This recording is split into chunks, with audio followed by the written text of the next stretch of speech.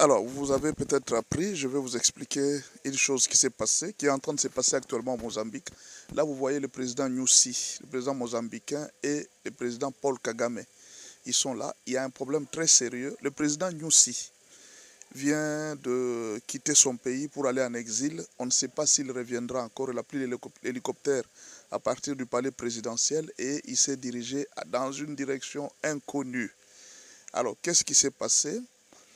Les soldats rwandais ont été dépêchés par l'Union européenne pour garder un gisement gazier qui est au nord du Mozambique. Ce gisement a une valeur de 88 milliards de dollars. Alors l'Union européenne a signé avec le Rwanda parce que les Rwandais, il faut reconnaître qu'ils ont des soldats qui sont très disciplinés. Leurs soldats sont très disciplinés. Quand ils sont arrivés au début, ils avaient vraiment réussi à mettre la discipline contre les forces djihadistes qui chassaient l'ennemi, qui voulaient occuper leurs richesses. Alors au départ, tout se passait bien au Mozambique. En tout cas, il y a eu une paix. Les Rwandais ont maîtrisé la situation. Maintenant, il se peut que quand Kagame a découvert qu'il y avait en dehors de gisements gaziers, il y avait encore d'autres minéraux terribles. Alors c'est ainsi qu'il a appelé les entreprises rwandaises à venir commencer aussi à investir au Mozambique et à commencer à piller les richesses du Mozambique. C'est ainsi que la population a remarqué ça. La population a été furieuse. La population s'est fâchée.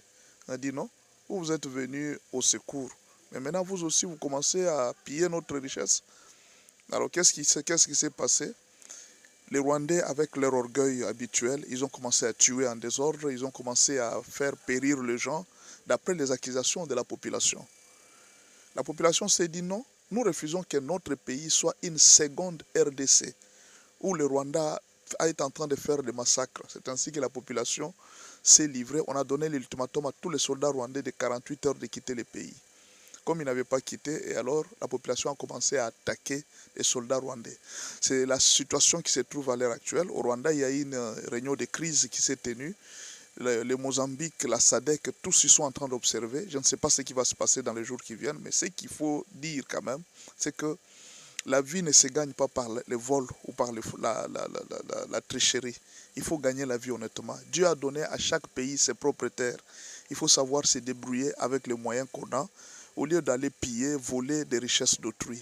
Ce n'est pas bien. Il ne faut pas emboîter le pas des Occidentaux qui nous ont fait souffrir et que les pays africains commencent à souffrir encore leur propre peuple.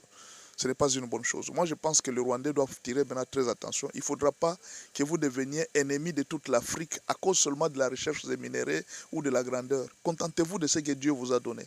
Dieu vous a donné des collines, il vous a donné des terres fertiles, Dieu vous a donné des montagnes qui sont très touristiques. Dieu vous a donné beaucoup de choses au Rwanda que vous ne voyez pas, vous êtes en train de voir, d'envier les minéraux.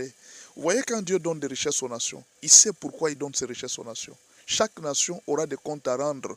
Il ne faut pas envier les nations. Il ne faut pas envier ce que vous voyez en RDC, ce que vous voyez au Mozambique. Dieu sait pourquoi il a donné à chaque nation sa richesse. La dernière chose que je veux dire au peuple rwandais, c'est les jugements. Plus vous faites couler le sang, plus vous êtes en train d'amener la malédiction pour plusieurs générations dans votre pays. Vos descendants seront obligés d'aller demander pardon aux nations qui ont souffert à cause de vous.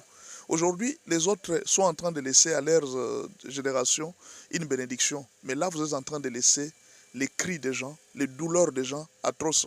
Ça sera encore une très grande malédiction pour des générations à venir du Rwanda.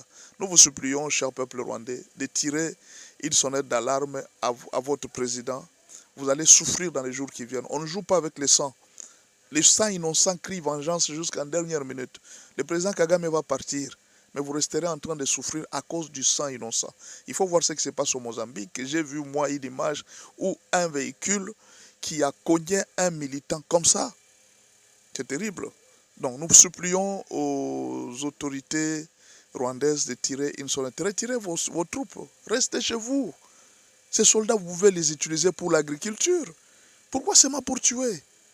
Utilisez les soldats pour l'agriculture, ils vont faire une très grande agriculture. Il y a des pays qui gagnent leur vie. Les Rwandais étaient le premier producteur du thé dans le monde.